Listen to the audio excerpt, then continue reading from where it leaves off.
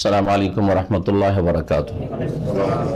बिस्मिल्लाहिर्रहमानिर्रहीम। अल्हम्दुलिल्लाहि रब्बिल आलमीन वस्सलातु वस्सलामु अला सय्यिदिल मुरसलीन नबीना मुहम्मद व अला आलिहि व सहबिहि अजमाइन। अम्मा बाद फ़क़द क़ाल अल मुअल्लिफ़ हफ़िज़हुल्लाहु तआला सानियन अल इस्तिहादतु व अहकामुहा। अल इस्तिहादतु सैलानुद दम फ़ी गैरि वक़्तिही अला सबीलिन नज़ीफ़ मिन इर्क़िन युसम्मा अल आज़िल वफ़िल इस्तिलाहि मन तरा दमन ला यसलुहु अन यकून हैज़न वला निफ़ासन फ़यदख़ुलु फ़ी ज़ालिका मन उतबिक़ अलैहि दम औ मन अतबक़ अलैहि दम औ ला यनक़तिउ इल्ला मुद्दतन यसीरा वल मुस्तहादतु लहा सलासु हालात। মহান আল্লাহর সমস্ত প্রশংসা যে আল্লাহ পাক রব্বুল আলামিন একক যার কোনো শরীক নেই, যিনি যা ইচ্ছা তাই সৃষ্টি করেন এবং তার ইচ্ছার বিরুদ্ধে কোনো কিছুই হতে পারে না।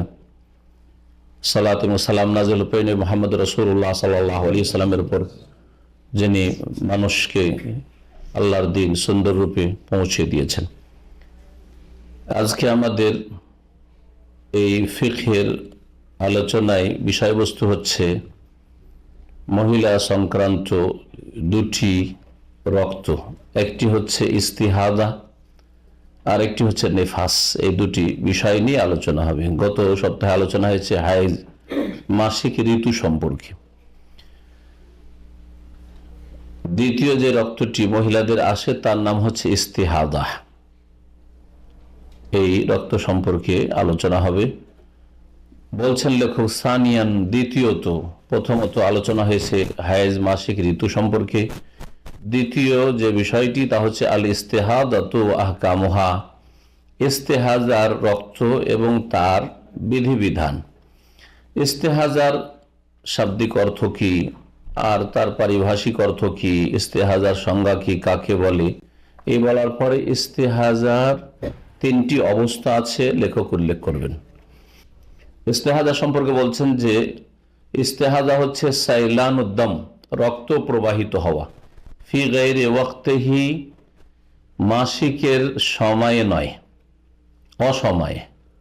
মাসিকের যে নির্দিষ্ট সময় আছে বা নির্ধারিত সময় আছে, ফিক্সড, ওই সময়ে নয়, বরং অন্য সময়গুলিতেও রক্ত আসতে থাকে। আলা সাবিলিন নাজিফ, কোনো জায়গা থেকে যেমন ফেটে গিয়ে রক্ত বের হয় ওই রকম রক্ত। মিন ইরকিন, এমন একটি শিরা থেকে, রগ থেকে বেরিয়ে আসে। ইউসাম্মা আল আজেল, যে শিরাটির নাম, যে রগটির নাম হচ্ছে আল আজেল। এই আজেল রগটি হচ্ছে রেহেমের এক পার্শ্বে, সাইডে, রেহেমের ভিতর থেকে রক্ত আসে না। পক্ষান্তরে মাসিক ঋতু আসে রেহেমের গভীরতা থেকে, ভিতর থেকে আসে। এই শিরাটি ফেটে যায়, যেটাকে বলা হয় ইনফেকশন আজকালকার ভাষায়। তারপরে সেখান থেকে রক্ত আসতে থাকে। নবী করিম সাল্লাল্লাহু আলাইহি ওয়াসাল্লামের হাদিস থেকে বলা হয়েছে রিকদাতুন মিনাশ শায়তান, শয়তানের সেটি আঘাত। শয়তান আঘাত করে। শয়তান কেমন করে আঘাত করে? যিনি শয়তান আল্লাহ ভালো জানেন। কারণ যিনি শয়তান মানুষের রক্তের সাথে চলাফেরা করে, মানুষের শিরা উপশিরায় প্রত্যেকটি রগে রগে রক্তের সাথে যখন শয়তান চলাফেরা করতে পারে, তো রেহেমের সেই শিরাটিতে আঘাত করতে পারে, যে আঘাতের কারণে সেখান থেকে রক্ত বেরিয়ে আসে অসময়ে, দীর্ঘ সময় ধরে আসতে থাকে। অফিল ইস্তেলাহে, ইসলামের পরিভাষায় ইস্তেহাজা ওই রক্তটিকে, এবং মুস্তাহাজা যে মহিলার এই রক্ত আসে। মান তারা দামান, ওই মহিলাকে মুস্তাহাজা বলা হয় যে রক্ত দেখে, এমন রক্ত, লা ইয়াসলুহু আন ইয়াকুনা হাইজান, যেটা মাসিকও হতে পারে না, ওয়ালা নিফাসান, সেটা নিফাসও হতে পারে না। হাইজও নয়, নেফাস নয়। হাইজের জন্য, মাসিকের জন্য প্রত্যেক মাসে নির্দিষ্ট একটা সময় আছে, যে মাসের এত তারিখ থেকে এত তারিখ মোটামুটি অমুক মহিলার কি হয়, মাসিক আসে। এটা হচ্ছে ওর সময়। সাধারণত একটু আগে পিছিয়ে হয় মাঝে মধ্যে, অসুস্থতার কারণে, বিভিন্ন কারণে। নেফাস বাচ্চা ভূমিষ্ঠ হওয়ার সময় থেকে শুরু করে বা তার পূর্ব মুহূর্ত থেকে শুরু করে বেশ কিছুদিন ধরে, সেটা সর্বঊর্ধ্বে 40 দিন পর্যন্ত, এই সময়টা হচ্ছে নেফাস। তো নেফাসেরও রক্ত নয় এটা, আর হাইজ মাসিকেরও রক্ত নয়, কিন্তু রক্ত আসছে, একে বলা হয় ইস্তেহাদা। এক কথা সহজ ভাষায়, রোগের কারণে, ব্যাধির কারণে যে রক্ত আসে মহিলাদের লজ্জাস্থান থেকে, আর মাসের গোটা মাস অথবা অধিকাংশ সময় 25 দিন, 26 দিন, 27 দিন, 28 দিন, এক দিন 2 দিন পাক থাকে বা রক্ত বন্ধ হয়, কখনো বন্ধ হয় না, মাসকে মাস চলতে আছে, এসবগুলি হচ্ছে ইস্তেহাজার রক্ত। ফায়াদখুলু ফি যালিকা মান আতবাকা আলাইহি দাম, এর অন্তর্ভুক্ত হবে এমন সব মহিলারা যার গোটা মাস ধরে রক্ত আসতে থাকে, মাসকে মাস রক্ত, এই মাসটা পুরোটাই রক্ত চললো, তার ইস্তেহাজা গোটা মাস ধরে হাইজ মাসিক হইতেই পারে না। আও লা ইয়ানকাতু ইল্লা মুদ্দাতান ইয়াসিরা, অথবা এই রক্ত বন্ধ হলেও অল্প কিছু সময়ের জন্য, 2-4 ঘন্টার জন্য, একদিন 2 দিনের জন্য, 3 দিনের জন্য, এইরকম যদি এরকম হয় তাহলে এটা কি বলা হবে? ইস্তেহাজা, রোগের কারণে, অসুস্থতার কারণে এর চিকিৎসা করা উচিত। আজকালকার ব্যবস্থা আছে চিকিৎসা, আর শরীয়তের যে বিধিবিধান এই সময়গুলিতে সেগুলি এখন আসছে। বলছেন অল মুস্তাহাজাতু লাহা সালাসু হালাত, ইস্তেহাজা যেসব মহিলাদের হয় বা যেই মহিলার হয় তার 3টি অবস্থা হইতে পারে। যে মহিলার ইস্তেহাজা রোগের কারণে ব্লিডিং হয়, রক্ত আসে, তাদের কয়টি অবস্থা হইতে পারে?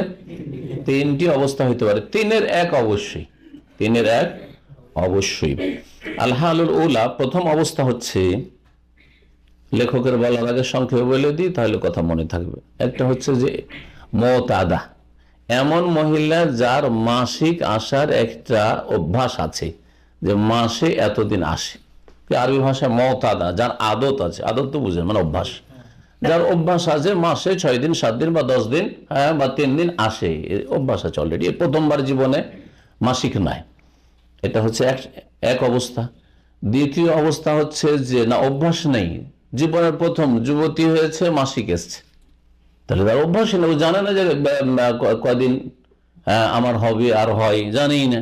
আর প্রথম জীবন থেকে যে প্রথম মাসে মাসিক হয়, ওই মাস থেকে ইস্তেহাজা শুরু, রোগের কারণে রক্ত গোটা মাস ধরে রক্ত ধরেন, এইরকম যদি হয় তো একে বলা হয় মুবতাদিয়া, মানে ইবতিদা মানে শুরু, এর মাসিক শুরু হয়েছে, মাসিক কি হয়েছে? শুরু হয়েছে। মুবতাদিয়া হয় মুবতাদিয়া অথবা মুতাদা, অভ্যাস আছে অথবা অভ্যাস নাই, জীবনের প্রথম শুরু হয়েছে মাসিক। যদি জীবনের প্রথম মাসিক শুরু হয় তার 2টো অবস্থা। একটা অবস্থা হচ্ছে যে মুমাইয়েজা, সে পার্থক্য করতে পারে, পার্থক্য, প্রথম শুরু হয়েছে আর তার সাথে সাথে পার্থক্য করতে পারে মাসিক রক্ত আর রোগের কারণে রক্ত, এই 2 রক্তের মাঝে সে কি করতে পারে? তফাৎ, পার্থক্য করতে পারে, রং দেখে বা দুর্গন্ধের কম বেশিতে, এই 2টো দিক থেকে পার্থক্য করতে পারে, একে মুবতাদিয়া মুমাইয়েজা বলা হয়। তাহলে প্রথমটা হলো মুতাদা, যার অভ্যাস আছে। দ্বিতীয়টা হচ্ছে মুবতাদিয়া, প্রথম শুরু হচ্ছে কিন্তু সে হচ্ছে মুমাইয়েজা, তামিজ, পার্থক্য করতে পারে। আর তৃতীয় অবস্থা হচ্ছে যে মুবতাদিয়া, প্রথম শুরু হচ্ছে, জীবনে অভ্যাস নেই, জানাও নেই যে কদিন আমার মাসিক হবে আর না হবে ওই মহিলার বা মেয়েটির, কিন্তু তার সাথে সাথে সে তামিজ করতে পারে, পার্থক্য করতে পারে না। রক্ত এমন আসছে গোটা মাস ধরে একই রকমের, প্রায় পার্থক্য করতে পারে না যে এই কয়েকদিন মাসিক হতে পারে, তারপরে তাজা রক্ত, গন্ধ কম, এইরকমের পার্থক্য কিছুই করতে পারে না, বিব্রত। এটা হচ্ছে তৃতীয় অবস্থা। বোঝা গেছে? কি বললাম? প্রথম অবস্থা হচ্ছে যার অভ্যাস আছে, জানা আছে যে আমার মাসে কতদিন হয়, জানা আছে। দ্বিতীয়, শুরু হয়েছে কিন্তু তার সাথে সাথে পার্থক্য করতে পারছে যে এই কয়দিন মাসিকে রক্ত লাগছে আর বাকিটা তাজা রক্ত লাগছে। তৃতীয় হচ্ছে প্রথম শুরু হয়েছে আর পার্থক্য করতে পারে না, এটা তৃতীয় অবস্থা। এই 3টি হচ্ছে অবস্থা, এই 3টি অবস্থাতে আজকের আলোচনা প্রায় শেষ। প্রথম অবস্থা হচ্ছে আনতাকুন আল্লাহ আদাতুল মারুফা, সেই মহিলার অভ্যাস আছে যা জানা তার, লারিহা, সে জানে যে আমার প্রতি মাসে কদিন করে হয়। কাবলা ইসাবাতিহা বিল ইস্তেহাজা, তার ইস্তেহাজার রোগ সৃষ্টি হওয়ার আগে থেকে জানা আছে যে আমার প্রতি মাসে এতদিন করে মাসিক হইতো।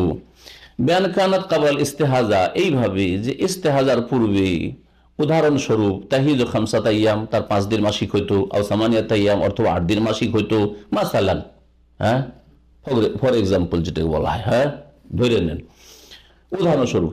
ফি আউয়ালিশ শাহরে, সেটা কখন হইতো, এক তো কয়দিন হইতো এটাও জানা আছে, আর মাসের প্রথম দিকে হইতো না মাঝখানে হইতো না শেষ দিকে হইতো এটাও তার জানা আছে। ফি আউয়ালিশ শাহরে, মাসের প্রথম দিকে, আও ওয়াসাতিহি অথবা মধ্য দিকে অথবা শেষ দিকে। ফাতারিফু আদাদাহা, দিনের সংখ্যাও জানে, ওয়াক্তাহা, আর সময়টাও তার জানা আছে। যদি এইরকম তার অভ্যাস থেকে থাকে, আগে থেকে অভ্যাস ছিল তার 8 দিন, আর এখন গোটা মাস ধরে তার রক্ত ছুটে না, বন্ধ হয় না, তাহলে কি করবে, হুকুম কি, ফাহাজিহি তাজলিসু কদরা আদাতিহা, তার যে বিগত অভ্যাস ছিল এই অভ্যাসের দিনের পরিমাণ, আর ওই যে মাসের কত তারিখ থেকে কত তারিখ তার মাসিক হইতো, এই দিনগুলিকে সে মাসিক মনে করে, সেই দিনগুলি যেহেতু মাসিক গণ্য করবে, সেজন্য ওই দিনগুলিতে সালাত মাফ পড়বে না। আর ওই রোজা যদি রমজান মাসের হয় তাহলে এই দিনগুলির রোজা কাজা করবে।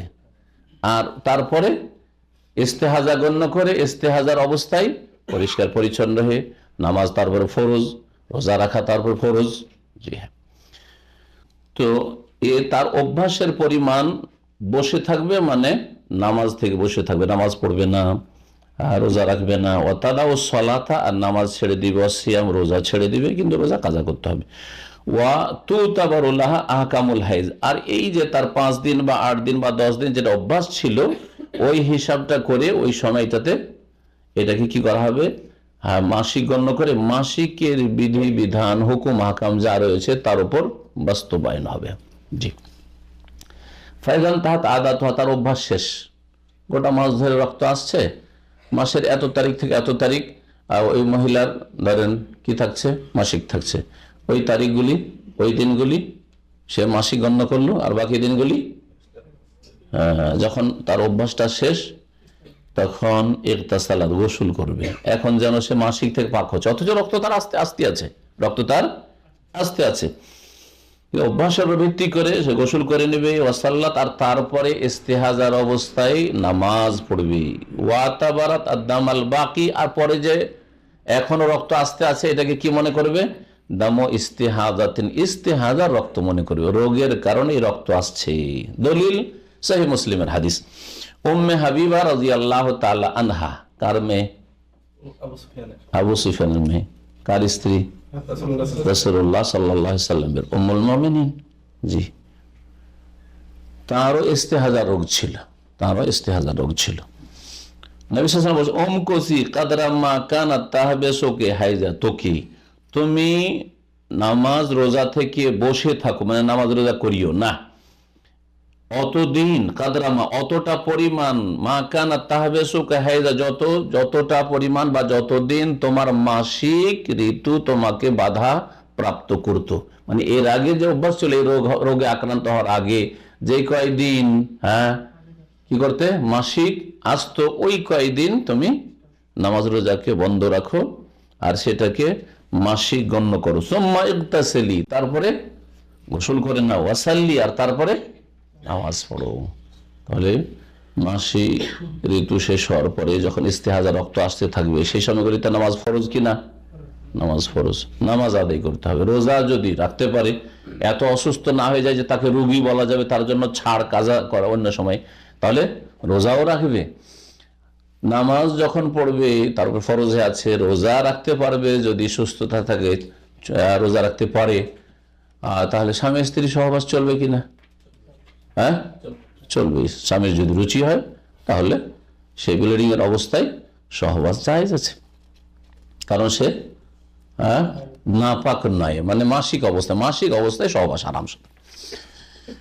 আল হালুসানিয়া, দ্বিতীয় অবস্থা হচ্ছে ইযা লাম ইয়াকুন লাহা আদাতুম মারুফা, তার জানা অভ্যাস নেই, এটাকে কদিন মাসিক হবে ওই মহিলার জানা নেই।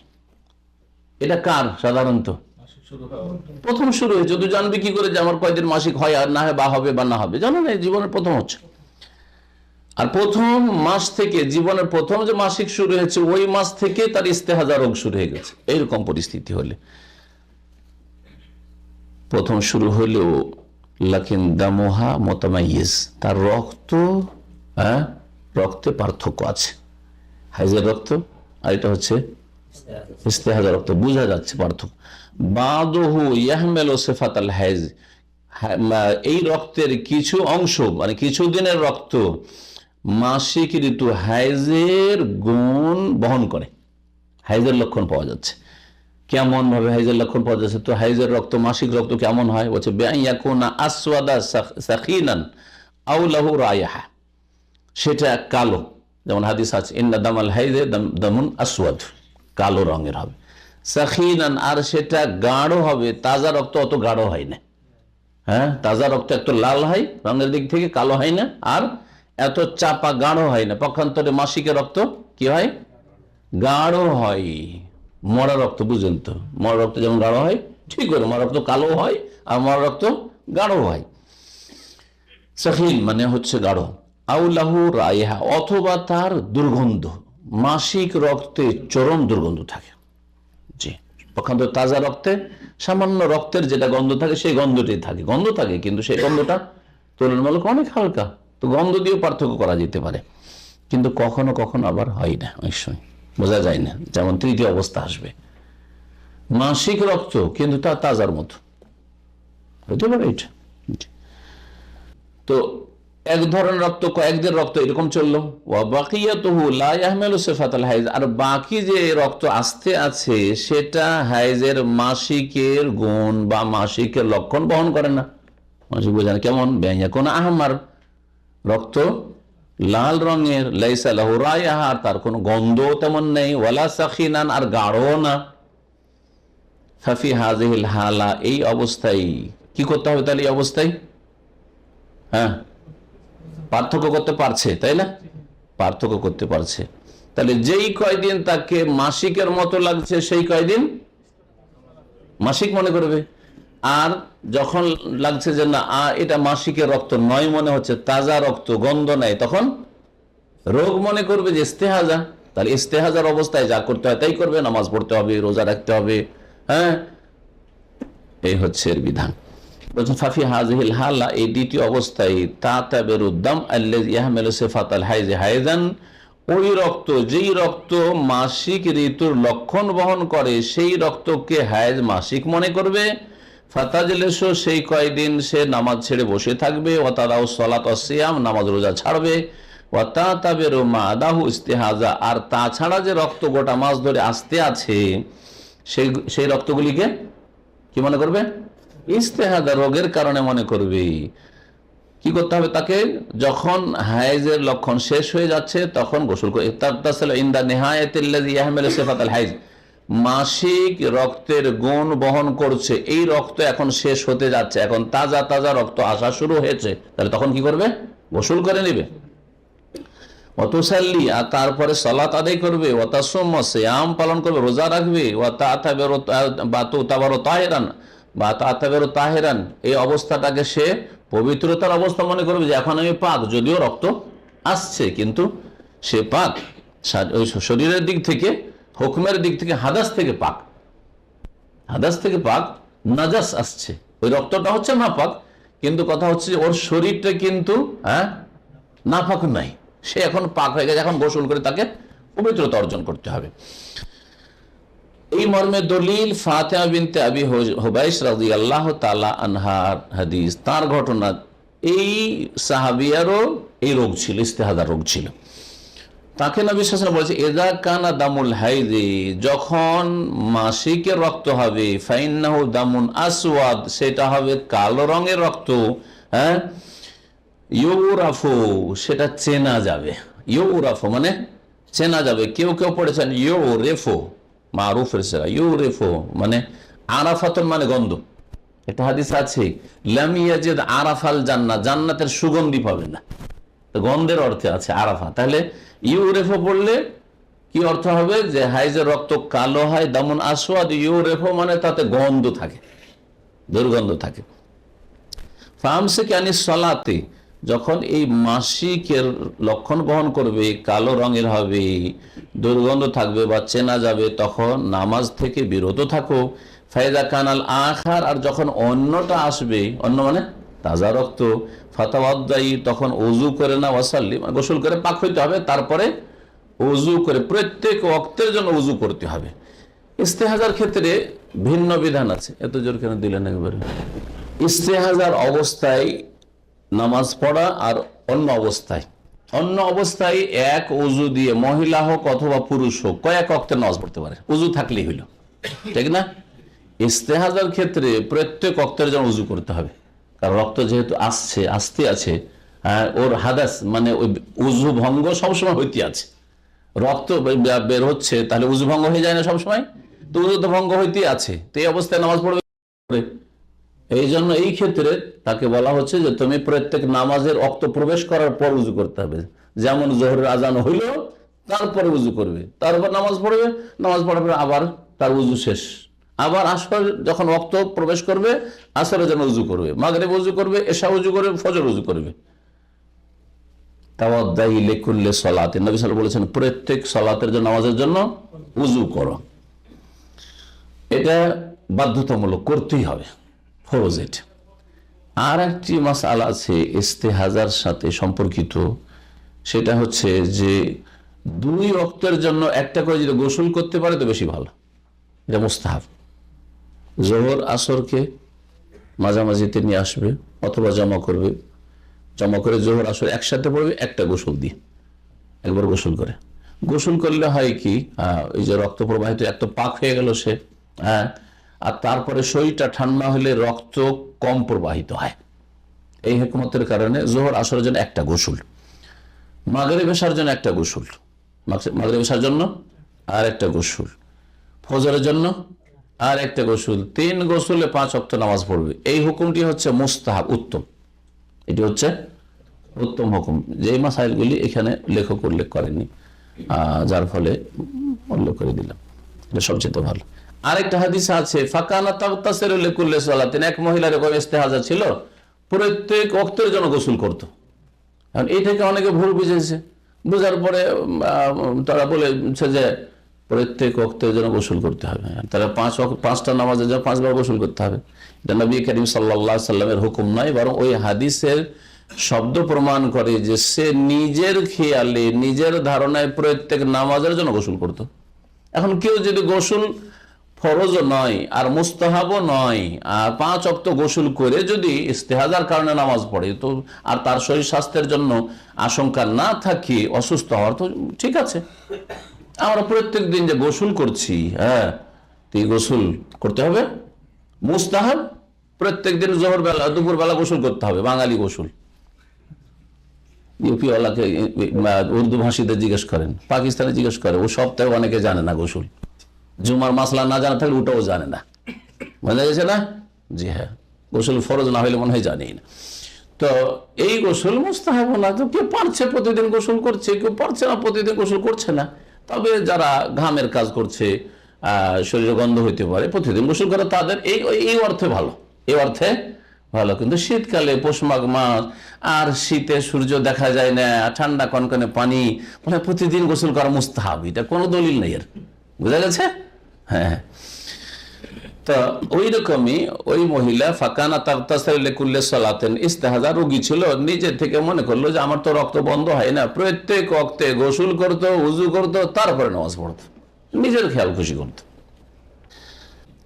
এই হাদিস আবু দাউদে আছে, নাসাইতে আছে, ইবনে হিব্বান সহিহ বলেছেন, হাকিম সহিহ বলেছেন। কোন হাদিসটি? ফাতিমা বিনতে আবি হুবাইশ রাদিয়াল্লাহু তাআলা আনহার যে অবস্থাটি বর্ণনা করা হয়েছে, যে মাসিক রক্ত কালো চেনা যায়, আর তোমার রক্তে পার্থক্য আছে, চেনা যাচ্ছে যখন, যেই দিনগুলি চেনা যাচ্ছে যে কালো রক্ত, মাসিক মনে করো, আর যখন দেখবে যে তাজা রক্ত আসা শুরু হয়েছে, ফায়দা কানাল আখার, অন্য রক্ত মানে তাজা রক্ত আসা শুরু হয়েছে, তখন তুমি পাক হয়ে গেছো। এখন রোগের কারণে সেই রক্ত আসছে, ফাতাওয়াদ্দি, ওযু করে নাও, ওয়াসাল্লি, গোসল করে ওযু করা মানে প্রত্যেক ওয়াক্তের জন্য ওযু করা, যেমন অন্য হাদিসে রয়েছে। তৃতীয় অবস্থা কি বললাম? জীবনের প্রথম মাসিক শুরু হচ্ছে আর আর রক্তে পার্থক্য করতে পারছেন না। মুবতাদিয়া গায়র মুমাইয়িজা, গায়র মুমাইয়িজা, তামিজ করতে পারছেন না। ইযা লাম ইয়াকুন লাহা আদা, অভ্যাস নেই, তারিফুহা, যে জানবে যে আমার এতদিন করে মাসে মাসে রক্ত আসতো, এটা নেই তার।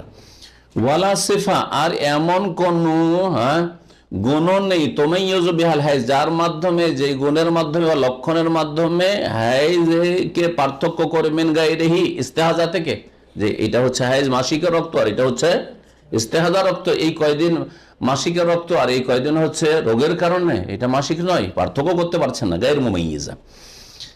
তাহলে কি করবে? এটা এক পেরেশানি। দ্বিতীয় অবস্থাটা নয় পার্থক্য করতে পারছিল, তো পার্থক্য করে নিল সহজ, এদের তো পার্থক্য করতে পারে না আর অভ্যাসও তার নেই, তাহলে কি করবে? এই মর্মে নবী করিম সাল্লাল্লাহু আলাইহি ওয়াসাল্লাম বলেছেন যে অধিকাংশ মহিলাদের কতদিন মাসিক হয়, তাদের দিকে লক্ষ্য করে সে নিজেকে ওই রকমই একজন মনে করবে। সারা পৃথিবীতে অধিকাংশ মহিলাদের মাসিক হয় কয়দিন? 6 দিন অথবা 7 দিন, নবী সাল্লাল্লাহু আলাইহি ওয়াসাল্লাম এটা বলেছেন। আর তিনি ওহী ছাড়া বলেন নাই, অধিকাংশ মহিলাদের 6 দিন 7 দিন, এর ব্যতিক্রম কারো 3 দিন 2 দিন 1 দিনও হইতে পারে, 4 দিনও হইতে পারে, আবার কিছু মহিলা 10 দিনও হইতে পারে, 12 দিন 14 দিন 15 দিনও হইতে পারে, অল্প কিছু মহিলা। অধিকাংশ মহিলাদের 6 থেকে 7 দিন। সুতরাং 6 দিন ছাড়লেও চলবে তার, আর 7 দিন ছাড়লেও চলবে। এই ক্ষেত্রে ছাড়তে গিয়ে যদি তা ভুল হয়ে যায় যে হয়তো 7 দিনই তার মাসিক, কিন্তু 6 দিন ছেড়েছে না, নবী করিম সাল্লাল্লাহু আলাইহি সাল্লাম তাকে ছাড় দিয়েছেন। যদি 6 দিন ছেড়ে দেয় তো বাকি আর কয়দিন বাঁচে মাসের মধ্যে? 24 দিন। তাহলে 24 দিন নামাজ পড়বে, রোজা রাখবে। যদি 7 দিন ছেড়ে দেয় তাহলে 23 দিন, এইভাবে আর কি বলছেন। যে এই ক্ষেত্রে ফাইন্নাহা তাজলিসু গালিবাল হাইজি, এই মহিলা যার কোনো আগের অভ্যাসও নেই, আর কোনো তামিজ পার্থক্য করতে পারছে না মাসিক আর মাসিক নয় এইরকম রক্তে, তো অধিকাংশ মহিলাদের মাসিককে কেন্দ্র করে সে অপেক্ষা করবে সিত্তাত আইয়াম, 6 দিন, আও সাবআত আইয়াম, অথবা 7 দিন, মিন কুল্লি শাহর, প্রত্যেক মাসে 6 দিন 7 দিন ছেড়ে দেবে যে এটা মাসিক আমার। কেন এটা করবে? লিআন্না হাযিহি আদাতু গালিবিন নিসা, কারণ এটাই হচ্ছে অধিকাংশ মহিলাদের অভ্যাস। দলিল, এই মর্ম দলিল রয়েছে। আরেকজন মহিলা ছিলেন হামনা বিনতে জাহাশ, জাহাশের মেয়ে কয়েকজন ছিলেন, সকলকে ইস্তেহাজা রোগ ছিল। জাহাশের এক মেয়ে হামনা, রাসূলুল্লাহ সাল্লাল্লাহু আলাইহি সাল্লামের শালিকা, নবী করিম সাল্লাল্লাহু আলাইহি সাল্লামের এক স্ত্রী জাহাশের মেয়ে, তার নাম কি? জাইনাব বিনতে জাহাশ। মাশাআল্লাহ, জাইনাব বিনতে জাহাশ, তারও রোগ ছিল। উম্মে হাবিবা নবী সাল্লাল্লাহু আলাইহি ওয়াসাল্লাম এক স্ত্রী রোগ ছিল, আর এক স্ত্রী জাইনাব, কারণ ওদের বোনগুলি সবগুলি এই রোগ ছিল। হামনা বিনতে জাহাশকে নবী করিম সাল্লাল্লাহু আলাইহি ওয়াসাল্লাম বলেছে ইন্নামা হিয়া রিকদাতুম মিনাশ শায়তান, এটা হচ্ছে শয়তানের আঘাত। রিকদা লাত মারাকে বলা হয়, রাকাদা আর কত মানে হচ্ছে লাত মারা। আল্লাহ কোরআনে কারিমে বলেছেন আইয়ুব আলাইহিস সালাম উরকুদ বিরিজলিকা, তুমি লাথি মারো মাটিতে, তাহলে সেখান থেকে ঝর্ণা প্রবাহিত হয়। হাযা মুগতাসালুন বারিদু ওয়া শারাব, সূরা সাদে রয়েছে। জি, শয়তান আঘাত করে। ফাতাহিযি সিত্তাত আইয়াম আও সাবআত আইয়াম, সুতরাং তুমি মাসিক গণ্য করো 6 দিন অথবা 7 দিন। সুম্মা ইগতাসিলি, তারপর গোসল করে নাও, কারণ এখন মাসিক থেকে পাক হয়ে গেছো।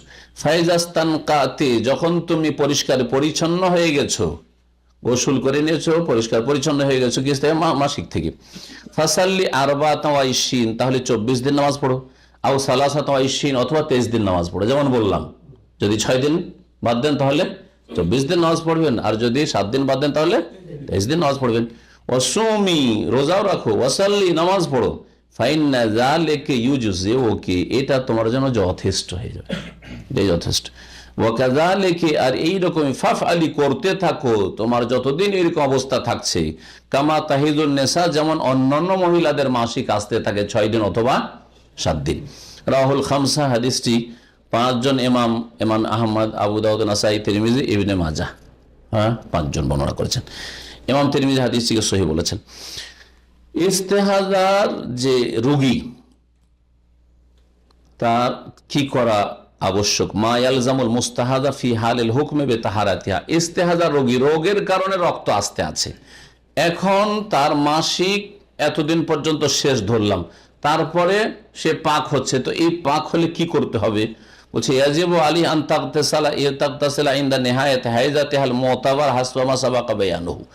যেই দিনটা মনে করবে যে আজকে আমার মাসিকের দিন শেষ হইল, সেদিন কি করতে হবে? তাকে গোসল করতে হবে, কারণ হাইজার অবস্থায় নাপাক আছে। এই নাপাকি দূর হবে কি দিয়ে? ওয়ালা তাকরাবুহুন্না হাত্তা ইয়াতহুরনা ফাইজা তাতাহহারনা, পবিত্রতা অর্জন করবে গোসল করে। ফাতুহুন্না মিন হাইসু আমা, তারপরে স্বামী স্ত্রী মিলন হতে পারবে।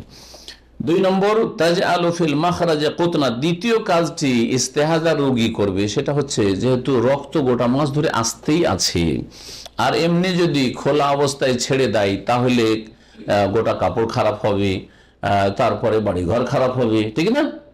শরীরে রক্ত লাগবে, সেই জন্য কি করবে? বেঁধে রাখবে।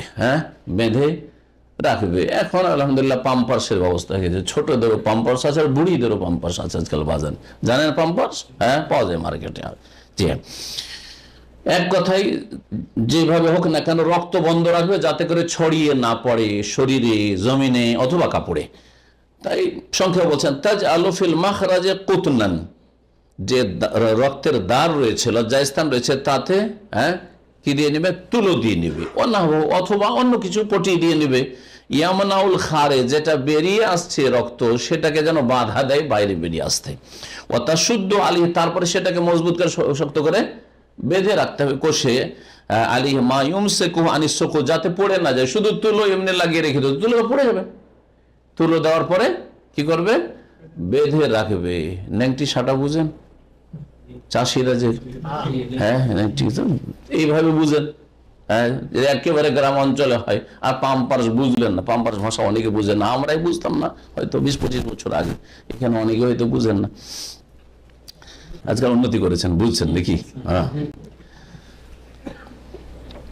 আপনাদের মায়েরা কত কষ্ট করেছে একটু চিন্তা করেন তাহলে। নিজের ছেলে মেয়েদের জন্য তো, বিবির জন্য আরাম করার জন্য পাম্পার্স দিয়ে পাঠাচ্ছেন এখান থেকে। আপনার মা আপনাকে কেমন করে মানুষ করেছে? রাতে 20 বার করে পেশাব করেছেন, জি হ্যাঁ, পায়খানা করেছেন। সালেসান, তৃতীয় যে বিষয়টি সেটা হচ্ছে নেফাস ও আহকাম, নেফাস এবং তার বিধিবিধান। তৃতীয় রক্ত লোগাতান মাখুদুন মিনান নাফাস, নেফাস শব্দটির আবিধানিক অর্থ, এই শব্দটি নেওয়া হয়েছে নাফাস শব্দ থেকে। এর উৎপত্তি হচ্ছে নুন ফাসিন থেকে। নাফাস মানে ওয়াহুয়াল খুরুজ মিনাল জওফ, নাফাস বলা হয় যেটা পেট থেকে, ভিতর থেকে বের হয়, সেটাকে নাফাস বলে। এই জন্য শ্বাসকে নাফাস বলা হয়। তো ভিতর থেকে যেটা বেরিয়ে আসে সেটাকে কি বলা হয়? নাফাস বলে। এখান থেকে শ্বাসকে নাফাস বলা হয়। নেফাসকে নেফাস এই জন্য বলা হয়, তাই রক্ত, যে এই রক্ত ভিতর থেকে বেরিয়ে আসে, লজ্জাস্থানের ভিতর থেকে। কিন্তু বিশেষ সময়, কোন সময়? প্রত্যেক মাসে? প্রত্যেক মাসে হইলে সেটা তখন মাসিক হয়ে যাবে। জি হ্যাঁ, কখন বেরিয়ে আসে বলছেন? অফিল ইস্তিলাহে, আর শরীয়তের পরিভাষায়, দামন ইউরখিহির রাহিমু লিল ওয়ালাদাতি ওয়া বাদাহু ওয়া ক্বাবলাহা মা তালক, এটা হচ্ছে সংজ্ঞা। এমন রক্ত যা জরায়ু ছাড়ে, মানে রক্ত জরায়ু থেকে নির্গত হয়, লিল ওয়ালাদাতে, সন্তান ভূমিষ্ঠ হওয়ার সময়, যেই সময়টা ভূমিষ্ঠ হচ্ছে, বাচ্চাটা বেরোচ্ছে, এই সময়টা একটা। ওয়া বাদাহা, বাচ্চা ভূমিষ্ঠ হওয়ার পরেও বেশ কিছুদিন। 2 নম্বর। তাহলে 3 নম্বর ওয়াকাবুল্লাহ, বাচ্চা ভূমিষ্ঠ এখন হয়নি, পেটে আছে, কিন্তু ভূমিষ্ঠ হবে, ভূমিষ্ঠ হওয়ার পূর্ব মুহূর্তে। কিন্তু তার জন্য একটা শর্ত, পূর্ব মুহূর্তে রক্ত আসলে সেটাকে নেফাস কখন বলবো? মা তালক, যদি প্রসব বেদনার সাথে হয়। রক্ত আসছে আর তার সাথে সাথে প্রসব বেদনা আছে, তাহলে সেটাকে কি বলা যাবে? নেফাস বলা যাবে। এমনি রক্ত আসা শুরু হয়েছে, গর্ভবতী মহিলা, আর রক্ত আসা শুরু হয়েছে, প্রসব বেদনা নেই, 6 মাস 7 মাস 8 মাসের হয়তো পেটে বাচ্চা আছে, প্রসব বেদনা নেই, কিছু নেই, বাচ্চা ভূমিষ্ঠ হয়ে যাবে এরকম কোনো লক্ষণও পাচ্ছে না, কিন্তু রক্ত আসছে, সেটাকে নেফাস বলা যাবে না। তাহলে বাচ্চা ভূমিষ্ঠ হওয়ার পরে হইলে পুরোটা নেফাস, যদি সেটা 40 পার না হয়ে যায়, 40 পার হলে তখন আবার ইস্তেহাজা, রোগের কারণে বলবো। 40 দিনের মধ্যে যদি থাকে, বাচ্চা ভূমিষ্ঠ হচ্ছে ঠিক যেই সময়টা, ওই সময় যে রক্ত আসবে সেটাও নেফাস। বাচ্চা ভূমিষ্ঠ হওয়ার আগে যদি রক্ত আসে তাহলে সেটা নেফাস বলার জন্য একটা শর্ত, সেটা হচ্ছে প্রসব বেদনার সাথে হইতে হবে। ক্লিয়ার? জি হ্যাঁ। ওয়ালাহাজা, এই সংজ্ঞার ভিত্তিতে ফামা তারাহু কাবলাল ওয়ালাদাতি, সন্তান ভূমিষ্ঠ হওয়ার পূর্বে যে রক্ত দেখবে মিনাদ্দাম ওয়ালাইসা মাহু আমারাতু ওয়ালাদা, কিন্তু তার সাথে সন্তান ভূমিষ্ঠ হওয়ার কোনো লক্ষণ দেখছেন না। হ্যাঁ, লক্ষণ এটা হচ্ছে প্রসব বেদনা, এটা হচ্ছে যে রাস্তা খুলে যাওয়া, যেমন আজকাল ডাক্তাররা বলে যে এখন 5 ইঞ্চি খুলে গেছে বা 6 ইঞ্চি খুলে গেছে ইত্যাদি এইসব কথা বলে। তো এইরকম কোনো লক্ষণ নেই। কি লক্ষণ বলছে? মেন্টাল কিল, সেটা হচ্ছে প্রসব বেদনা। ফালাইসা নেফাসান, সেটা নেফাস নয়। যদি প্রসব বেদনা না থাকে, বেদনা ছাড়া কোনোদিন বাচ্চা হবে না, বেদনা ছাড়া বাচ্চা হয় না। বাচ্চা নিলে কি করতে হয়? ব্যথা সহ্য করতে হয়। দিনের দাওয়াতের কাজ করলে গাল সহ্য করতে হবে, মায়েরও সহ্য করতে হইতে পারে। হ্যাঁ, জি হ্যাঁ। আর কেউ যদি বলে না ভাই আমি গাল খাবো না, লোকে সমালোচনা করছে, দেশে গিয়ে এইসব শিরিক আর বেদাত আর এইভাবে নামাজ না এইভাবে নামাজ, এইসব বলতে গেলে সমালোচনা হবে আর লোকে কি বলবে এই সেই দরকার নাই। হ্যাঁ, তাহলে দিনের কাজ হবে না, আপনার দ্বারা কোনো কাজ হবে না। জি, বাচ্চা নিতে চাইলে যেমন ব্যথা সহ্য করতে হবে, তেমনি যদি আল্লাহর দিনের কাজ করতে চান তাহলে গাল সহ্য করতে হবে, যন্ত্রণা সহ্য করতে হবে, মানসিক শারীরিক কষ্ট আসতে পারে, সহ্য করতে হবে। তারপরে বলছেন আর নেফাস ও কাল হাইজ, নেফাস বাচ্চা ভূমিষ্ঠ হওয়ার পরে যে রক্ত হয়, এই রক্তের হুকুম মাসিক রক্তের মতো। কোন দিক থেকে? নাপাক। হ্যাঁ, দিকগুলো সব বলে দিচ্ছে লেখক, সেজন্য আমি সংক্ষেপে বলছি না, সবগুলি বলে দিচ্ছে। কাল হাইজে, মাসিক ঋতুর মতো, হালাল হওয়ার দিক থেকে, হারাম হওয়ার দিক থেকে, আর গোসল ফরজ হওয়ার দিক থেকে ইত্যাদি ইত্যাদি বিভিন্ন দিক আছে। দিকগুলি শোনেন। প্রথম হচ্ছে ফিমা ইয়াহিল, হালাল হওয়ার দিক থেকে। মাসিক অবস্থায় যা হালাল তা নেফাস অবস্থায় হালাল। মাসিক অবস্থায় যা হালাল নেফাস অবস্থায় তা হালাল। যেমন মাসিক অবস্থায় স্বামী স্ত্রী এক প্লেটে খেতে পারবেন কিনা? তাহলে নেফাস অবস্থায় খেতে পারবেন। মাসিক অবস্থায় স্বামী স্ত্রী এক বিছানায় শুতে পারবেন কিনা? পারবেন। এক চাদর শুতে পারবেন কিনা? পারবেন। ঠিক তেমনি নেফাস অবস্থায় পারবেন। বাচ্চা ভূমিষ্ঠ হয়েছে, তারপরে 2-4 ঘন্টা পরে এক বিছানায় এক কম্বল শুয়েছেন, জায়েজ না? জি, এইরকমই আর কি হালাল হওয়ার দিক থেকে। কাল ইস্তেমতায়ে মিনহা বেদুনিল ফারজ, লজ্জা স্থান ছাড়া সম্ভোগ করা।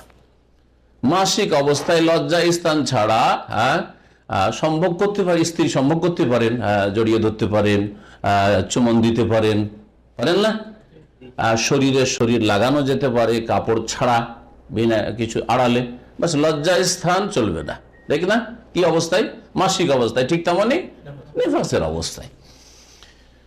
অফিমা ইয়াহরম, আর হারাম হওয়ার দিক থেকে মাসিক অবস্থায় যা হারাম নেফাস অবস্থায় তাই হারাম। কালওয়াতি ফিল ফারজে, লজ্জা স্থানে সহবাস, সহবাস হারাম, 2 অবস্থাতেই হারাম। মান ও সম, রোজা রাখা নিষেধ, জায়েজ নয়। ও সালাত, নামাজ পড়া নিষেধ, হারাম। তালাক দেওয়া, এ মাসলা জানা নাই তাই না? তালাক দেওয়ার জন্য কোনো টাইম টেবিল না, টাইম টেবিল ওরও টাইম আছে। জি হ্যাঁ, তালাক যেমন মাসিক অবস্থায় দেওয়া হারাম, গুনহা, কবিরা গুনহা, ঠিক তেমনি বেদাতি তালাক, হারাম তালাক সমস্ত ওলামা ফুকাহাদের কাছে, হানাফি মাযহাবেও, সমস্ত মাযহাবে ঠিক তেমনি নেফাস অবস্থায় বাচ্চা ভূমিষ্ঠ হয়েছে আর রাগারাগি দিলেন তালাক, 2-4 দিন 20 দিন হয়েছে আর এখনো নেফাসের রক্ত আসছে আর স্ত্রীকে তালাক দিলেন, তালাক দেওয়া হারাম। ও তাওয়াফ, বাইতুল্লাহর তাওয়াফ করা মাসিক অবস্থায় হারাম, সুতরাং নেফাস অবস্থায় হারাম। ও লুবসু ফিল মসজিদ, মসজিদে অবস্থান করা মাসিক অবস্থায় হারাম, সুতরাং নেফাস অবস্থায় হারাম। গোসল ফরজ হবে মাসিক ঋতু বন্ধ হইলে, ঠিক না? মাসিক ঋতু শেষ, কি হবে এখন? গোসল ফরজ। ঠিক তেমনি নেফাসের রক্ত, বাচ্চা ভূমিষ্ঠ হওয়ার পরে রক্ত আসছে, রক্ত বন্ধ হইলো, কি করতে হবে? গোসল করতে হবে, তারপরে স্বামী স্ত্রী সহবাস, তারপরে নামাজ, তারপরে রোজা। অফি ওজুবিল গোসলি, আর গোসল ফরজ হওয়ার ক্ষেত্রে ইনদান কেতায় দামেহা, নেফাসের রক্ত বন্ধ হওয়ার সময় কাল হায়েজ ঋতুবতীর মতো, ঋতুবতীকে যেমন ঋতু বন্ধ হলে গোসল করতে হবে, ঠিক তেমনি নেফাস বন্ধ হলে গোসল করতে হবে, গোসল করা ফরজ। ওয়াজিবু আলাইহা আন তাকদিয়া সাওমা দুনা সালাত, ঋতু অবস্থায় যে নামাজগুলি ছুটে গেল কাজা করতে হবে কি? যেমন মাফ নামাজ, ঠিক তেমনি নেফাসের অবস্থায় যদি 40 দিনও থাকে, 25 দিন থাকে, 30 দিন থাকে, নামাজ মাফ। রোজা মাসিক অবস্থায় যে কয়দিন ছুটলো মাফ না কাজা করতে হবে? পুরা করতে হবে যে কয়দিন ছুটেছে। ঠিক তেমন নেফাস অবস্থায় গোটা রমজান তার নেফাস থাকলো, তাহলে কি করতে হবে? পরে রোজা কাজা করতে হবে, রোজা কাজা করতে হবে। এই ক্ষেত্রে ফিরিয়া দেওয়া মানে মিসকিন খাওয়ানো চলবে না।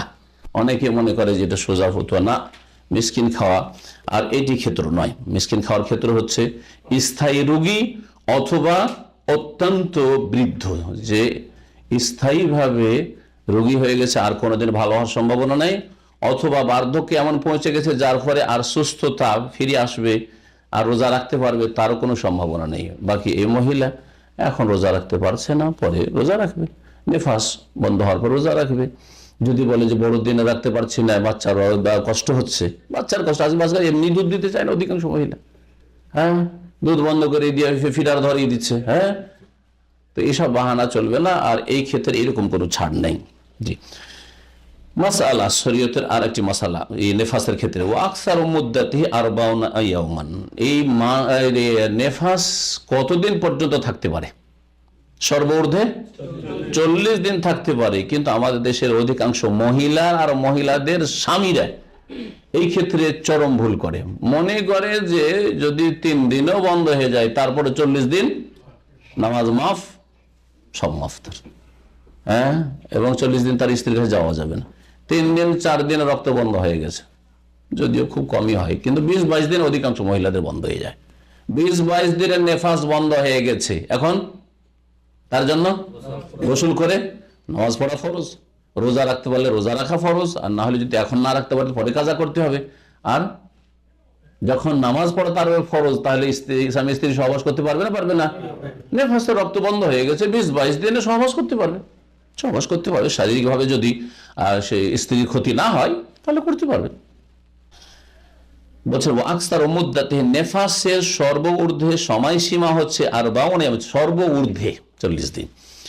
কেন? উম্মে সালামা রাদিয়াল্লাহু তাআলা আনহা থেকে এই মর্মে হাদিস বর্ণিত রয়েছে, তাহলে দলিল হচ্ছে হাদিস। এছাড়াও সাহাবায়ে কেরাম থেকে এই বিষয়টি বর্ণিত হয়েছে, বেশ কিছু সাহাবীর থেকে, যেমন ওমর রাদিয়াল্লাহু আনহু, আনাস রাদিয়াল্লাহু আনহু, আব্দুল্লাহ বিন আব্বাস রাদিয়াল্লাহু তাআলা আনহুমা, উম্মে সালামা রাদিয়াল্লাহু আনহা ওয়া গায়রুহুম রাদিয়াল্লাহু আনহুম আজমাইন, এদের থেকে বর্ণিত হয়েছে যে নেফাসের সর্বঊর্ধ্বে সময়সীমা হচ্ছে 40 দিন।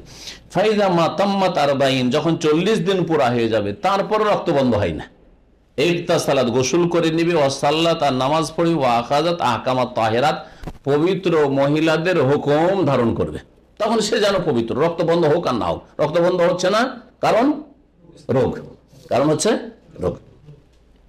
ফাইদান কাতা দামুন নফাসাই, নেফাস ওয়ালি মহিলার, নেফাস অবস্থায় থাকা মহিলা রক্ত যখন বন্ধ হয়ে যাবে কাবলাল 40, 40 দিনের আগে, কাবলাল 40 ইয়ামান, 40 দিন আগে যদি বন্ধ হয়ে যায়, ফাকাদিন তাহা নেফাস, তার নেফাস শেষ হয়ে গেছে, ফাতাগতাসিল, গোসল করবে, অতুসাল্লি, নামাজ পড়বে, অতুজাউল মা মনিয়াত মেনবে সাহাবে নেফাস, নেফাসের কারণে যতগুলি কাজ থেকে বাধাপ্রাপ্ত হয়েছে সবগুলি এখন করতে পারবে। জি, মসজিদে বসতে পারছিল না, বসতে পারবে? পারবে না। কোরআন ছুঁতে পারছে না বা তেলাওয়াত করতে পারছিল না, করবে না? করবে না। তাওয়াফ করতে পারছে না, করবে না? করবে না। করবে। ঠিক তেমনি স্বামী স্ত্রী সহবাস করতে পারছে না, করবে না? করবে না। জি, করবে। মাসআলা, এখন মাসআলা আসছে যে অসম্পূর্ণ বাচ্চা যদি জন্মায়, বাচ্চা ভূমিষ্ঠ হইল কিন্তু অসম্পূর্ণ, তারপরে যে রক্ত আসবে এই রক্তটাকে নেফাস বলবেন না নেফাস বলবেন না, এটা একটা গুরুত্বপূর্ণ মাসআলা, জেনে নেন। বলছেন ওয়াইদা আল কাতিল হামিলু মা তাবায়্যানা ফিহি খালকু ইনসান, যদি গর্ভধারণকারিণী এমন বাচ্চা ভূমিষ্ঠ করে, বাচ্চা ভূমিষ্ঠ হলো যাতে মানুষের রূপ চেহারা স্পষ্ট বোঝা যাচ্ছে, মাথা বোঝা যাচ্ছে, পা বোঝা যাচ্ছে, পা হয়ে গেছে, হাত হয়ে গেছে, যদি ছোট ছোট হোক না কেন, কিন্তু নকশা বোঝা যাচ্ছে, নকশা শরীরের বোঝা যাচ্ছে অঙ্গ প্রত্যঙ্গ। বেয়ান কানা ফিহে, কেমন করে বোঝা যাচ্ছে মানুষের সৃষ্টি বা মানুষের রূপ চেহারা? বেয়ান কানা ফিহে তাখতিতুন, তাতে যে প্ল্যানিং, তাখতিত মানে প্ল্যানিং, হ্যাঁ, আল্লাহ পাক রব্বুল আলমিনের যে নকশা বোঝা যাচ্ছে, এদিকে মাথা আছে, এদিকে দুটো পা আছে, এদিকে হাত আছে, বোঝা যাচ্ছে। ওয়ালাউ খাফিয়ান, যদিও সেটা অস্পষ্ট, বোঝা যাচ্ছে মানুষের বডি বোঝা যাচ্ছে যে কোন দিকে কি আছে, যদিও সেটা অস্পষ্ট হোক না কেন। জি, ওয়াসারা মাহা দামন বাধা, তারপরে যদি রক্ত আসে, মানুষের রূপ ধারণ করেছে আর রক্ত আসছে, তাহলে এই রক্তের নাম হচ্ছে নেফাস। ফালাহা আহকামুন নফাসা, তাহলে এই মহিলা নেফাস অবস্থায় থাকা মহিলার বিধিবিধান গ্রহণ করবে, মানে এর উপর আমল করতে হবে। ইনসান, আচ্ছা কত দিনের মধ্যে মানুষের রূপ চেহারা স্পষ্ট হইতে পারে বা শরীরের নকশা গঠন তৈরি হতে পারে? ফিল হামলে, গর্ভধারণের ক্ষেত্রে সেটা হচ্ছে সালাসাত আশহরিন গালিবান, সাধারণত 3 মাস 90 দিন। 90 দিনে এদিকে মাথা হাত পা এ নকশা হয়ে গেছে, যদিও ক্ষুদ্র হয়ে হয় কিন্তু নকশা হয়ে গেছে। এর চাইতে নিচে কয়েকদিন আরো আসতে পারে, 9 দিন, তার মানে 81 আর এর সর্বনিম্ন 81 দিন। 81 দিন আগে রূপ চেহারা বোঝা যাবে না। গর্ভধারণের সহবাসের 81 দিন পরে বোঝা যেতে পারে, আর সেটা 90 দিন পর্যন্ত যেতে পারে। ওয়াইন আলকাত আলাকাতান আও মুজগাতান, আচ্ছা বাচ্চা নষ্ট হইল, গর্ভধারণকালীন বাচ্চা নষ্ট হইল, কিন্তু সেটা হচ্ছে জমাট বাঁধা রক্ত, আলাক, আও মুজগা, অথবা গোস্তের একটা পিণ্ড, একটু গোস্তের পিণ্ড বেরোলো, বোঝা যাচ্ছে যে বাচ্চা ধরেছিল, বা জমাট বাঁধা রক্ত বেরোলো, বাচ্চা ধরেছিল, কিন্তু তাতে কোনো রূপ চেহারা বোঝা যাচ্ছে না, হাতও বোঝা যাচ্ছে না, কোন দিকে মাথা তাও বোঝা যাচ্ছে না, পাও বোঝা যাচ্ছে না। এইরকম যদি হয়, লাম ইয়াতাবায়্যান ফিহা তাখতিত ইনসানিন, মানুষের অঙ্গ প্রত্যঙ্গের কোনো কিছুই বোঝা যাচ্ছে না। লাম তুতাবার মা ইয়ানজিলু বাদা মিনাদ দামি নিফাসান, তাহলে এইরকম অসম্পূর্ণ, যাতে মানুষের রূপ চেহারা স্পষ্ট হয়নি, যদি বাচ্চা নষ্ট হয়, তাহলে তারপরে যে রক্ত আসবে সেটা নেফাস বলে গণ্য হবে না, কারণ মানুষের রূপ ধারণ করেনি। যখন নেফাস বলে গণ্য হবে না, তাহলে এটা কি বলে গণ্য হবে? ইস্তেহাজা, রোগের কারণে, বাচ্চা নষ্ট হয়েছে রোগের কারণে। ইস্তেহাজা যখন গণ্য হলো, ইস্তেহাজার অবস্থায় যেসব বিধিবিধান রয়েছে, ফালা তাতরুকু সলাতা, সুতরাং নামাজও ছাড়বে না, পরিষ্কার পরিচ্ছন্ন হয়ে যেমন ইস্তেহাজার অবস্থায় নামাজ পড়ে ওইরকম নামাজ পড়বে। ওয়ালা সিয়াম, রোজাও ছাড়বে না যদি সে অসুস্থ না হয়ে পড়ে। ওয়ালাইসাত লাহা আহকামুন নফাসা, আর নেফাস অবস্থায় থাকা মহিলার বিধিবিধান এই মহিলা গ্রহণ করতে পারবে না, কারণ একটি শাখা বিশিষ্ট মাসআলা, মা তারাহুল হামিলু মিনাল মাই ক্বাবলাল ওয়ালাদাতি লা তাতরুকু মিন আজালিহিল ইবাদা ওয়া হুকমুহু আন্নাহু তাহিরুন লা ইয়াজিউ মাহা গাসলুল ফারজি আবিল মালাবিসি ওয়া লা ইয়ানকুযুল উযু। এখানে আরেকটি মাসালা, আর এই দিয়ে শেষ হয়ে যাবে আজকের আলোচনা। সেটা হচ্ছে যে মহিলাদের, গর্ভধারণকারী মহিলাদের বাচ্চা ভূমিষ্ঠ হওয়ার পূর্বে পানি বেরিয়ে আসে, পানি বেরোয়, জানা আছে কারো? আমাদের আঞ্চলিক ভাষা পানি ভাঙছে বলে, পানি ভাঙছে, হ্যাঁ, যেটাকে আরো আঞ্চলিক ভাষা বলে পানি মুতুড়ি, হ্যাঁ, এইসব ভাষা ব্যবহার করে। যখন পানি ভাঙে, মোর কথা পানি বেরোচ্ছে, পানির মতো বেরোচ্ছে, এমনি এরকম বেরিয়ে আসে। এতে আল্লাহর হিকমত আছে। এই পানিটা বেরিয়ে রাস্তা কি হয়ে যায়, একবারে সফট হয়ে যায় বাচ্চাটা বেরিয়ে আসার জন্য। এই পানি যদি শুকিয়ে যায়, তাহলে সিজার ছাড়ার কোনো উপায় নেই। জি হ্যাঁ, পানি যদি বের না হয় আর এমনি বাচ্চা আসা শুরু হয়, তাহলে বাচ্চা খালাস হবে না, মুশকিলে পড়বে। আল্লাহ পাক রব্বুল আলামিন আগে পানির ব্যবস্থা করেছে, পানি দিয়ে এত নরম হয়ে গেছে, তারপরে বাচ্চা আরামে বেরিয়ে চলে আসছে। জি সুবহানাল্লাহ। হাযা খালকুল্লাহ ফাউনি মাযা খালাকাল্লাযীনা মিন দুনিহি বাল যালিমুনা ফি যালালিম মুবিন। এই হচ্ছে আল্লাহ পাকের সৃষ্টি। বলছেন এই মাসআলা, মা তারাহুল হামিলু, গর্ভধারণকারিণী যেই পানি দেখতে পায়, ক্বাবলাল ওয়ালাদাতি, সন্তান ভূমিষ্ঠ হওয়ার পূর্বে, সন্তান ভূমিষ্ঠ হওয়ার পূর্বে যে পানি বইতে আছে, পানি, কাপড় ভিজে যাচ্ছে, মহিলারা বলে কাপড় ভিজে যাচ্ছে, কি করব, কাপড় ভিজে যাচ্ছে, এই মাসলা আপনাকে জিজ্ঞেস করে, আপনার স্ত্রী আর কাউকে জিজ্ঞেস করতে পারবে না, লজ্জা আপনাকে জিজ্ঞেস করবে। হ্যাঁ, আপনাকে জেনে রাখতে হবে এটা। এই যে পানি ভাঙছে, সেই জন্য তার ইবাদত ছাড়বে না, নামাজ ছাড়বে না, নামাজ পড়ে যাবে, নামাজ পড়ে যাবে। হুকুম, তার হুকুম কি? নামাজ পড়বে তো কাপড় যে ভিজে যাচ্ছে, শরীর ভিজে যাচ্ছে ওই পানিতে, লজ্জাস্থান থেকে পানি বয়ে আসছে। হুকুম হচ্ছে আন্নাহু তাহির, এই পানি হচ্ছে পাক, এই পানি হচ্ছে পাক। সুতরাং কাপড় নাপাক করবে না, গায়ে লাগছে, শরীরে লাগছে, পায়ে লাগছে, নাপাক করবে না। জি হ্যাঁ, লা ইয়াজিউ মাহা গাসুল ফারজে, তার জন্য লজ্জা স্থানও ধুইতে হবে না নামাজের আগে, যে লজ্জা স্থান দিয়ে পানি বইতে আছে তো ধুইতে হবে, এটাও করতে হবে না, কারণ পাক পাক জিনিস বেরোচ্ছে। আবিল মালাবেস, আর কাপড় চোপড়ও ধুইতে হবে না। ওয়ালা ইয়ানকুদুল উযু, আচ্ছা উযু ভঙ্গের কারণ না, উযু ভঙ্গ হবে না, এতে উযু ভঙ্গ হবে না। এটা হচ্ছে শরীয়তের সহজকরণ। আল্লাহ পাক দিনকে কি করেছেন? সহজ করেছেন। কারণ এটাকে যদি বলা হইতো যে এটা নাপাক, আর এটা বের হইলে কাপড় নাপাক হয়ে যাবে, শরীর নাপাক হয়ে যাবে, লজ্জাস্থান ধুইতে হবে, ওই পরিস্থিতিতে কাপড় ধুইতে হবে, উযু নষ্ট হবে, তো কত করে উযু করবে? পানি বইতে আছে, পানি ভাঙতে আছে, তো নামাজ কেমন করে পড়তে হবে? নামাজ শুরু করে ছাড়, পানি বয়ে গেল। জি, তো আল্লাহ পাক রব্বুল আলামিনের দিন হচ্ছে যেখানেই মুশকিল সেখানেই আসান আল্লাহ পাক করেছেন। এখানে আজকের আলোচনা শেষ হলো। আর এরপরে আমরা তাহারাত শেষ করে, আলহামদুলিল্লাহ আজকে তাহারাত পবিত্রতা শেষ, আমাদের সালাতের হুকুম আহকাম বিধি বিধান শুরু হবে নামাজ সম্পর্কে, আর তা লম্বা চলতে থাকবে। আল্লাহ পাক যেন তা পুরা করার তৌফিক দান করেন।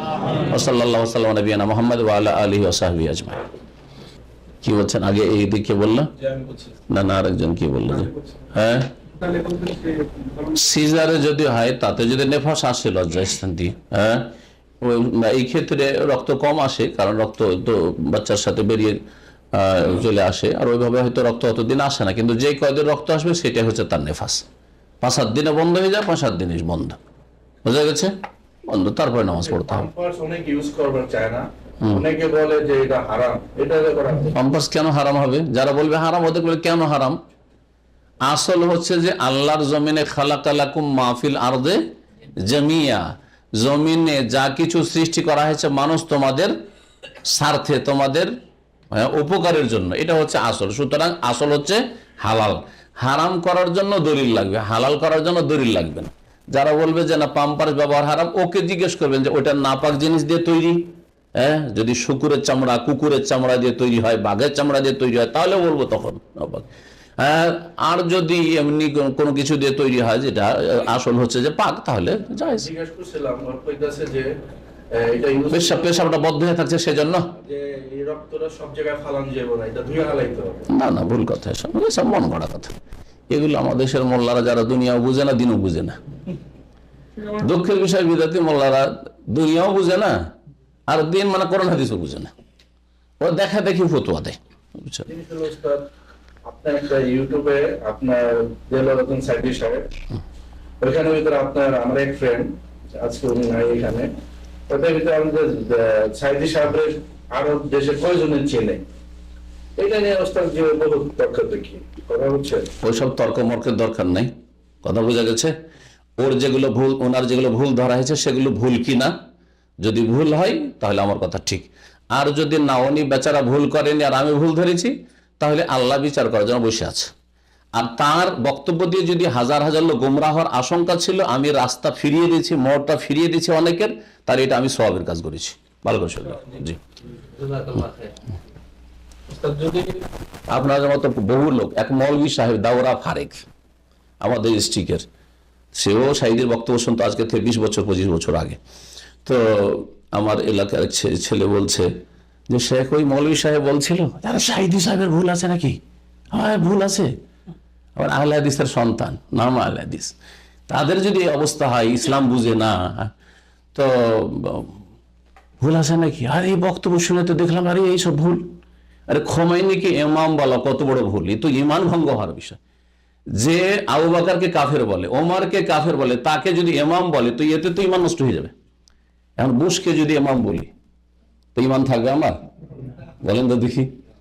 তাহলে চিন্তা করেন আপনি, তো বুশের চাইতে কি ভালো খোমেনি? একই বড়, এর চাইতে বড় মুনাফিক। এ তো মুসলিম রূপ চেহারা নিয়ে ইসলামের ক্ষতি করেছে। বুশ কোনোদিন মক্কা মদিনায় হামলা করতে আসেনি, আর প্রতি বছর খোমেনির যুগে প্রতি বছর এই মক্কা মদিনায় ষড়যন্ত্র করে হাজিদের ক্ষতি করা, এবং মক্কা মদিনা দখল করা, আর এখানে বোম ব্লাস্টিং করা, আর মিছিল করা, বিক্ষোভ করা, এইসব করেছে। ইতিহাস যারা 20 বছর আগে 25 বছর আগের খবর রাখেন, বা দেখেছেন, আমরা দেখেছি যেহেতু এই এই এই কাজই ছিল তার, কথা বোঝা গেছে।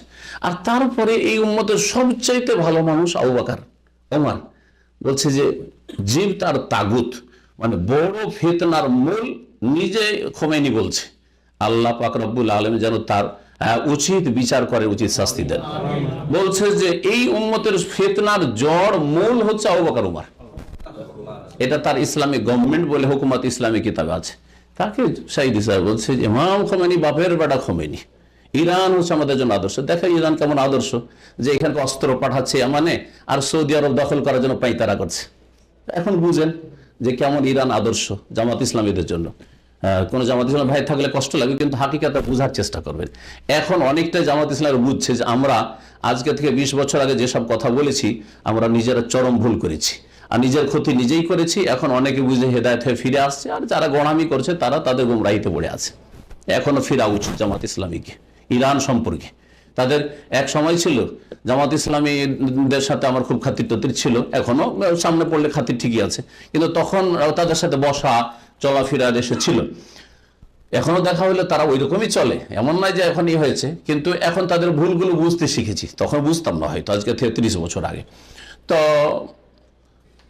আমার সামনে এসে বলছে একদিন, ওই 30 বছর আগে, যে যদি পৃথিবীতে ইসলামিক দেশ থাকে তো ইরান আছে। কেমন ইসলামিক দেশ? যেখানে ওমরকে যে শহীদ করেছিল মজুসি, ওর নাম জানেন? আবুল লুলু। আবুল লুলুর মাজার হচ্ছে ইরানের সবচেয়ে বড় মাজার। এসব খবর তো মূর্খরা রাখে না, কথা বোঝা গেছে। আর রাখলেও লুকিয়ে রাখে, কারণ জামায়াত ইসলামীর রাজনৈতিক স্বার্থ আছে। ইরানের সাথে একটা রাজনৈতিক স্বার্থ ছিল আজকে থেকে 30-40 বছর আগে, ওই স্বার্থ নিয়ে তারা চলছে। যেহেতু আপনি ঢুকিয়ে দিলেন খামাখা হতে, আমি ঢুকতে চাইছিলাম না সহজে, এগুলোতে আমি সহজে ঢুকতে চাই না, কারণ যেটা বলেছি ওইটাই মানুষের রাস্তা দেখাবার জন্য যথেষ্ট। কেউ যদি বোঝার চেষ্টা করে এরা ভুল পথে আছে, আর ভুল পথের জন্য বালা মুসিবত। দেখেন, আপনি যদি ঠিক পথে থাকেন তারপরে বালা মুসিবত আসে, অসুবিধা নেই, আল্লাহ এটা ভাগ্যে রেখেছিল। কিন্তু আমি করব চুরি, আর পুলিশে ধরে মারবে, আর বলবেন যে এটা বালা মুসিবত নাকি? না, বালা মুসিবত না, আপনার পাপের শাস্তি, পাপের শাস্তি। ভালো করে বুঝেন যে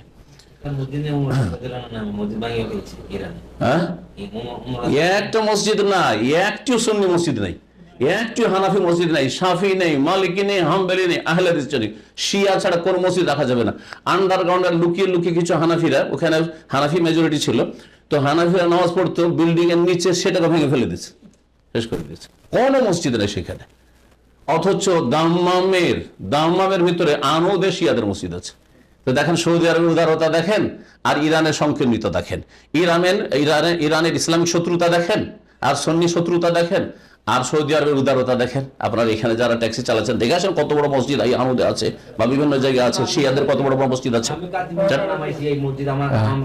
কাতিফে তো আছে, এইখানে সুন্নি এরিয়াতে আনোদের ভিতরে তাদের এত বড় মসজিদ, যেটা এখানে রামেজ মার্কেটের ওখানে। জি জি, তাহলে চিন্তা করেন আপনি, একটি মসজিদ ইরানে নেই। আর তারপরে যদি জামাত ইসলামী বলে যে ইরান হচ্ছে আদর্শ, মহিলারা, আমাদের বাংলাদেশের মহিলাদেরকে ইরানের মতো নেমে যেতে হবে, নাউজুবিল্লাহ, এটা সাইদি সাহেবের বক্তব্য, এটা একজন আলেমের বক্তব্য হলো? বলেন দেখি। তো ঢুকিয়ে দিলেন, এতে অনেকটা ফায়দা হবে, এতে ফায়দা হবে। যে গোনা হয়ে থাকবে, গোনা তো এমনি গোনা আছে, আর যার হেদায়েত হওয়ার ইচ্ছা আছে, একটু নবায়ন হলো যে এখনো সতর্ক হন, এখনো সতর্ক হন। ইহুদি নাসারার চাইতে বড় শত্রু এখন ইসলামের শিয়ারা। ভালো করে শুনে রাখেন।